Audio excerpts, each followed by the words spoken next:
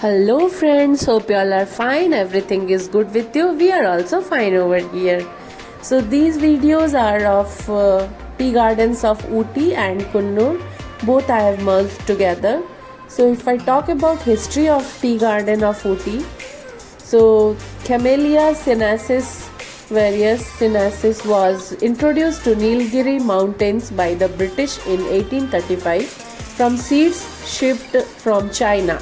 Commercial production commenced in the 1860s, where the industry would evolve to include a mixture of many small growers with a few large corporate estates and the government-owned Tamil Nadu tea plantation established for the purpose of assisting in repatriating Indian Tamils from Sri Lanka. Its fertile soils located on well-drained slopes with geography that brings two monsoons per year with periods of fog and humid cold weather allow the sinensis variety of thrive. The tea is of sufficient quality and uniqueness to warrant being a registered geographical indication.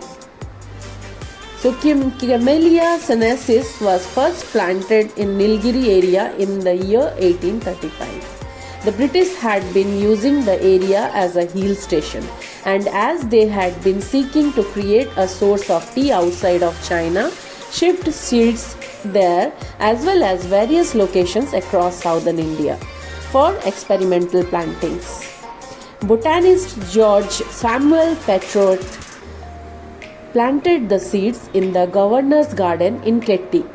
Though they were not well cared for, they did survive to be later propagated. The Thiasola estate, established in 1859, was one of the first tea estates in the region, though commercial tea production began in 1862. And by 1904, there was over 3,200 hectares of tea under cultivation, that is second only to coffee, which had 3 times as much land under cultivation. However, the plantations were largely operated by retired European military and civil servants with labor from the native tribal people, all with little knowledge of tea production. Many early plantations failed, but with the assistance of Chinese tea makers bought in by the British, the industry was able to develop. European planters formed the Nilgiri Planters Association, which joined the United Planters Association of South India in the year 1894 to advocate for foreign interests in land and financing. In what would become one of the largest holdings in Nilgiri tea, Robert Staines in the year 1922 from Alada Valley Estate, with the Chamras and Rockland estates added in 1923. Devabetta in 1926 and Kodari in 1928. Following Indian independence in the year 1947, the British began to sell their interests in tea gardens to Indian owners, and 1953 Tea Act put the tea industry under the regulatory jurisdiction of Tea Board of India.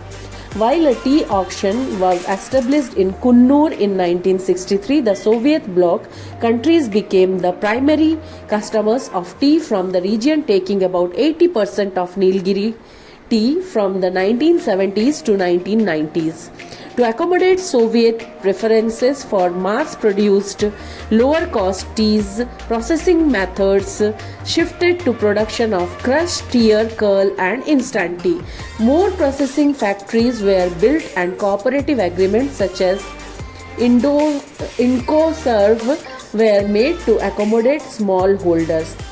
There was an increase in production during 1970s as the Sirima Sastri Pact brought in many repatriated Indian Tamils of Sri Lanka to the region, and the Tamil Nadu Tea Plantation Corporation was established as government-operated tea garden to provide for their transition.